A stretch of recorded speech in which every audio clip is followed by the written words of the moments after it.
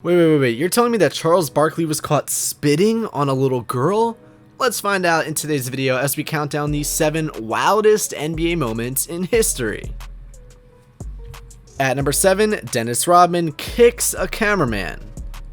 We start this list off with a player who could honestly have his own top 10 list of wild moments. Long before becoming BFFs with the supreme leader of North Korea, Dennis Rodman established himself as one of the most colorful players in the NBA.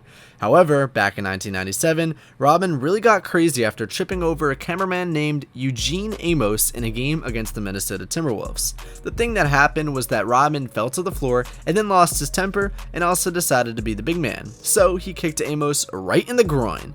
Although Amos wasn't that innocent as well, he did also his fair share of acting after the kick, and to be fair, Rodman was suspended for 11 games, and after fighting for a long time on the court, things eventually got settled down with Amos out of the court, but this event lives as one of the most strange and wild moments in NBA history.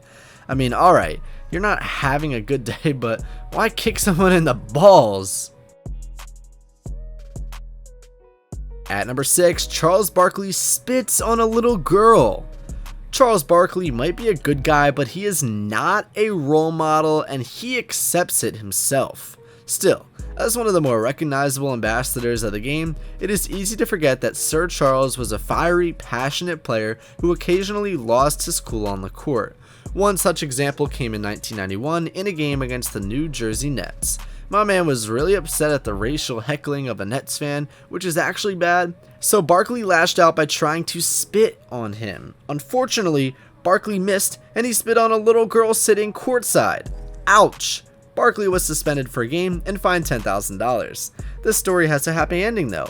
Barkley ultimately befriended the girl and made sure she and her family had tickets to many future games. Aww. At number 5, it's Miller time.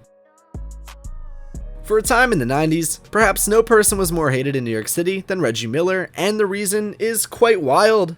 The New York Knicks and Miller's Indiana Pacers met in the playoffs a total of 6 times between 1993 and 2000. This fueled one of the better rivalries in sports. This whole rivalry thing pitted Miller against a prominent Knicks fan named Spike Lee. This rivalry culminated into a truly epic performance by Miller in Game 1 of the 1995 Eastern Conference Semifinals. So during that game, the Pacers were down 6 points with only 18.7 seconds left in the game. But something clicked inside Miller, and he was able to miraculously score 8 points in 9 seconds, capping off one of the quickest rallies in postseason history. The Pacers went on to win the series, but the whole show turned into a phrase called, "It's Miller time." At number 4, Derek Fisher's 0.4 second comeback. Let me ask you a question. How long does it take to catch a basketball, turn, and shoot it? No one can properly answer it, but Derek Fisher sure did answer that question back in Game 5 of the 2004 Western Conference Semifinals. Fisher's Lakers were playing the defending champion San Antonio Spurs, and with the series tied at 2, both teams were after the crucial go-ahead victory. With 11 seconds left in the game, Kobe Bryant hit a jump shot to put the Lakers up 72-71. Not to be outdone, Tim Duncan then made a fadeaway 18-footer over Shaquille O'Neal to give the Spurs the 73-72 lead with 0.4 seconds on the clock. After 3 consecutive timeouts, Gary Payton finally was able to inbound the ball for the Lakers, finding Fisher, who proceeded to hit a game-winning turnaround shot as time expired. Fisher ran off the court, unsure if the shot would count, and after a long look at the video by the referees, it was determined that the basket was good. The Lakers closed out the Spurs in Game 6, and that's truly an amazing sight to see. At number 3, Vince Carter's dunk of death. This is a moment that didn't necessarily occur during an NBA game, but it goes down as one of the greatest plays in basketball history.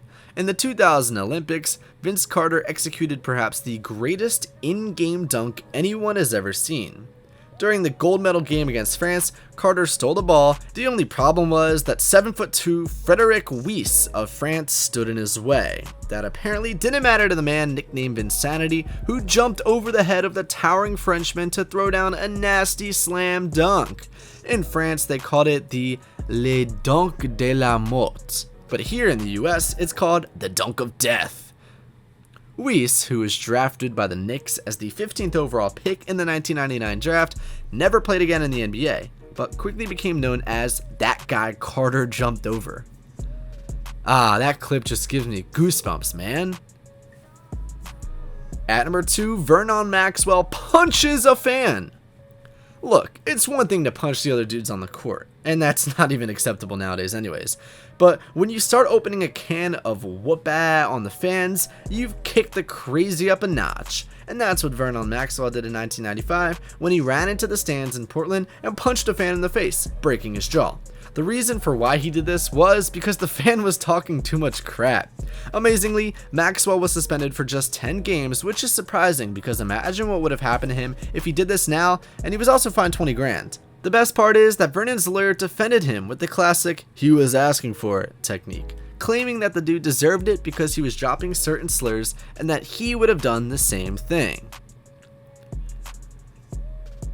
Man, even Mad Max's lawyer was pretty gangster. And finally, at number 1, Michael Jordan retires in 1993.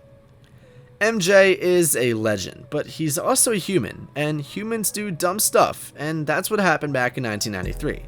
During his prime time, coming off of 3 straight NBA titles back to back to back, Michael Jordan, the best and most famous basketball player in the history of the universe, shocked everyone by walking away to go play minor league baseball, and I guess it's all because of those dang Space Jam aliens.